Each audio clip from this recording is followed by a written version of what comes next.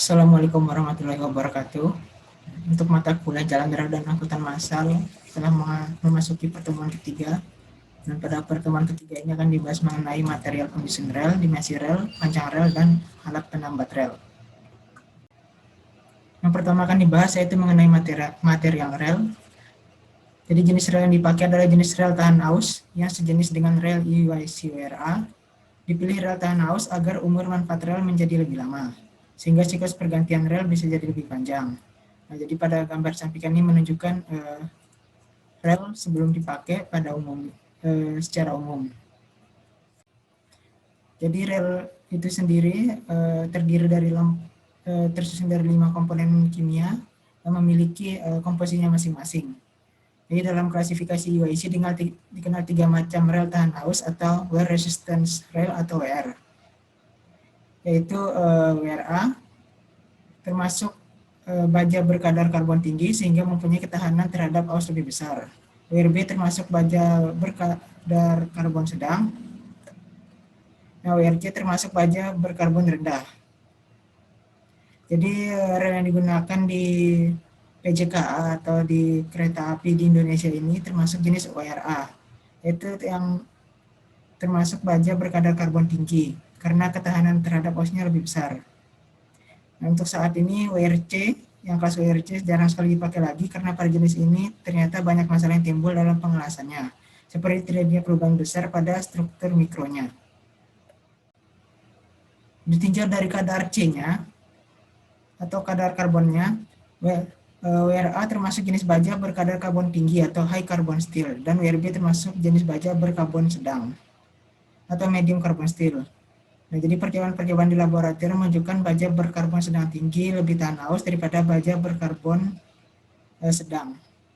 Jadi ini untuk C ini menggambarkan untuk kondisi karbonnya dan MN ini untuk kondisi mangannya. Itu berapa persen di tiap-tiap kelas-kelas material ini. Nah, jadi di karbon yang digunakan di PJKA umumnya hampir sama dengan karbon yang ada digunakan di WRA ini. Nah, ini jadi jika digambarkan secara grafik, maka gambar di bawah ini menunjukkan daerah jenis rel WRA, WRB, WRC, dan PJKA. Ya, jadi untuk wilayah WRA dan PJKA ini hampir sama. Sedangkan WRB dan WRC ini sangat berbeda. Selanjutnya untuk dimensi rel itu sendiri bermacam-macam. Ada jenis R24, R50, R54, dan R60. Nah, jadi umumnya tipe rel ini ada 4 macam ini. Jadi kuat tarik minimum rel itu 90 kg per mm persegi dengan perpanjangan minimum 10%. Kekerasan kepala rel tidak boleh kurang daripada 240 Brinel. Nah, dapat dilihat pada besaran geometri rel ini, terdapat ada luas penampang, A ini luas penampang, W ini untuk berat rel per meter, YB momen inersia terhadap sumbu X, dan X jarak tepi bawah ke rel ke garis netral.